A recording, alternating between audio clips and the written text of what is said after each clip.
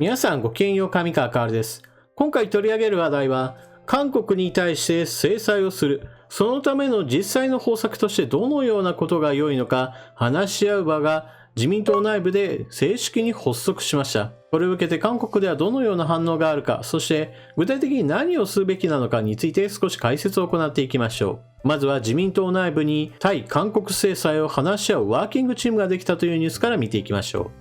対韓制裁の具体策検討、自民ワーキングチームが初会合。自民党の外交部会は韓国の警察庁長官による竹島への不法上陸などを受け、対韓制裁の方策を検討する対韓国政策検討ワーキングチームの初会合を党本部で開いた。今後、各省庁や有識者へのヒアリングなどを経て、来年夏をめどに具体策を取りまとめる。部会長の佐藤正久元外務副大臣がワーキングチーム座長に就いた。佐藤氏は記者団に、今の法律の範囲でできる分野が多くある。法改正も必要であれば盛り込みたいと語り、金融や貿易など幅広い分野で制裁の方策を検討する考えを示した。その他、今回の記事では紹介されていなかった佐藤議員の発言です。政府に韓国への抗議を求めるだけでなく、党として韓国政策を検討するチームが必要だ。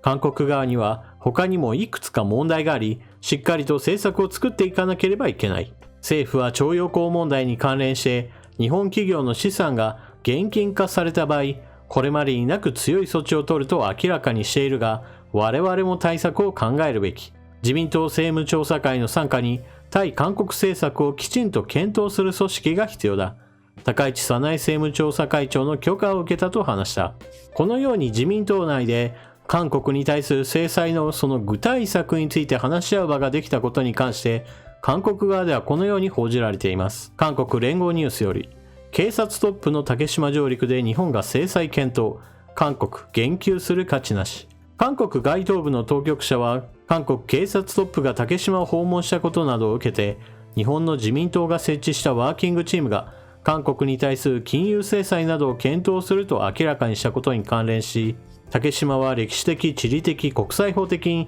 明白な我が国固有の領土だとし、日本の政党内の竹島関連の動きに対して言及する一個の価値もないと述べた。このように日本が近頃頻繁に竹島問題を取り上げているのは、国際社会に紛争地域であることを印象づけようとする意図ではないかとの分析が出ている。韓国側の報道としては、これはあくまでも自民党の中の話なんだから、まあそこまで気にするほどではないといったような反応を見せています。ただしここには一つ注意点があって、じゃあ自民党の中だから気にしないのであればわざわざ記事にすることもないのになと私は思ってしまいます。記事になっている時点で日本側の動きを警戒しているそのような本音が見えているように私には思います。ただしこの記事でも書かれているように今回の話というのは政府機関の中においてこのような具体策を話し合う場ができたわけではなく、あくまでも自民党の中の話ですよというのは確かにその通りです。ただしこの点について言えばこれまでの日本政府もしくは自民党の動きからすれば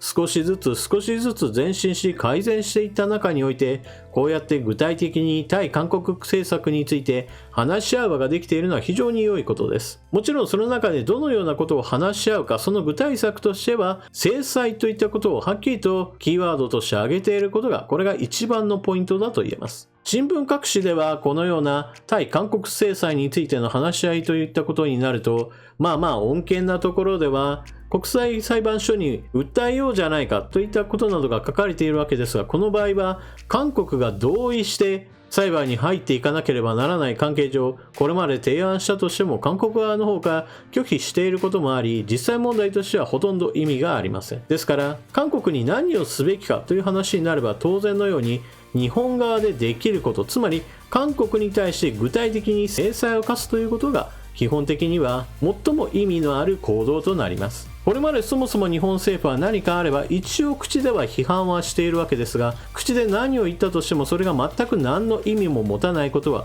これまでの歴史が証明しています。つまり何も意味のないことを続けていてもこれからも何も変化が起こらないことは明白である以上、何かしら行動しなければならないというのが今後取るべき政策となります。そういった意味で今回のような制裁の具体策について話し合う場ができたことは何度も言いますが良い前進です。じゃあこのままこの話し合いの場においていろんなことが決まって韓国に対する制裁がどんどん進んでいくのかなと、そのように安心して見ることができるかといえば、まあそうではないという点も一応解説しておかなければなりません。この佐藤議員が外交部長として活動を行って、そしてこのワーキングチームの座長にもなっています。彼は基本的に安全保障問題について非常に熱心に取り組んでいる議員であり、日本の国益のために非常に汗をかいている議員です。ですから彼の行動そのものについては全く私は不安はないのです。じゃあこの話し合いで決まったことが政府が実際に行動するかといえば、そこの点については残念ながら不安があります。何しろ現在は岸田政権です。岸田政権においては特に親中派政権というレッテルが全く剥がれないような状況になっていますから、